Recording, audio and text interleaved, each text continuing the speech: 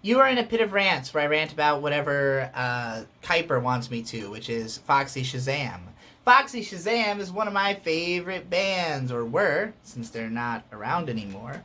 Um, Foxy Shazam got started as what I described as an Elvis core band. They're sort of like a, I don't know. They're like between metalcore and hardcore sonically, but like they were so experimental. They were throwing in all this like jazz and pop stuff from the 50s and just weird sounds. Really eclectic, bipolar, mindless self-indulgence esque, perhaps, but like with a much more hardcore sound, but with also these over the top crazy pianos. And like their live shows are fucking insane. All of them are over the top. The lead singer Eric Nally like is eating cigarettes and fucking constantly throwing his body against the ground. He weighs like 80 pounds and he just treats his body like a rag doll, and belts out, all the lyrics somehow. Everybody in the band is hyperactive as fuck, so it's really fun to see them live. But like early on, they were this like weird, trippy hardcore band essentially.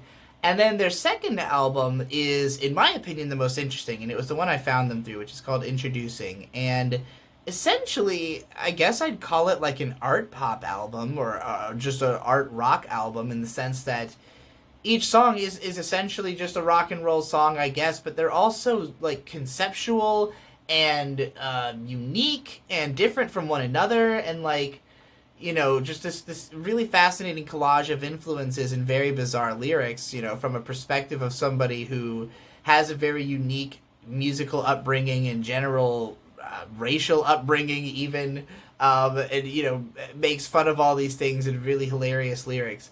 But I was a huge fan of Introducing, and then the self-titled album came out, and that was where Foxy Shazam, you could say they kind of like sold out in a sense that they were trying to make like more marketable music, and they started doing stuff for like Cartoon Network, and they had like the song Unstoppable, which is just like an arena song that was obviously just like made for commercials.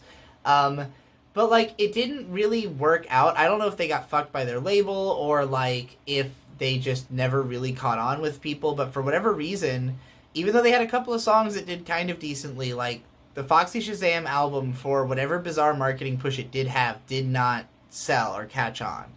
And I mean, it was a bit of a slow grower for me because like initially I saw it as like much less interesting than their previous albums, which just had such a unique sound. But like Foxy Shazam, the self-titled album, is still really good. It is still, every song is very different from one another. It still has everything it tries to do, it does very well. Even if it sounds more like Queen or more like, Meatloaf or like any of its influences or just general 80s pop than like, or rock, than, what they had been doing before, it does those things extremely well. And, to an extent where Eric Nally ends up writing fucking I Could Barely Fit My Dick in My Pants with the guy from The Darkness for Meatloaf. I had a video about that on Digibro's Turntable. So, yeah, like, that was their third album. That one's great. I've come around to it. I really like it. Their fourth album, The Church of Rock and Roll. This is where, like, I think that they were just trying to, like, pump up and do, like, the most larger-than-life, like, caricature of, like, a fucking, Queen-esque, ridiculous 80s, almost hair metal type, sound. Like, just big arena rock sound.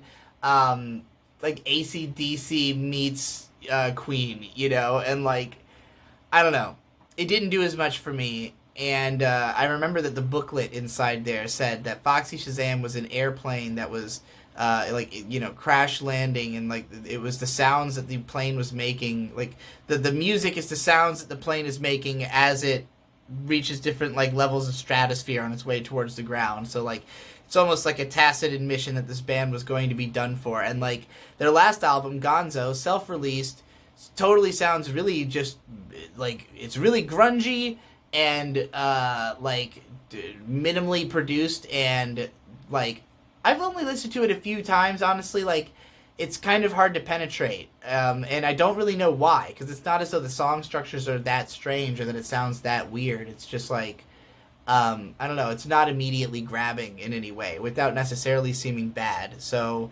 maybe it's just one of those tough nuts to crack. After all, there's nothing but nuts on the cover of it. But yeah. So that's pretty much my take on all 5 Foxy Shazam albums. Huge fan of the first 3. The other 2 have some, have some okay songs on them. Eric Nally's solo stuff is not really impressive. He did the song with Macklemore. Haven't really heard from him since, or any of the other guys. So I hope they continue to make music sometime.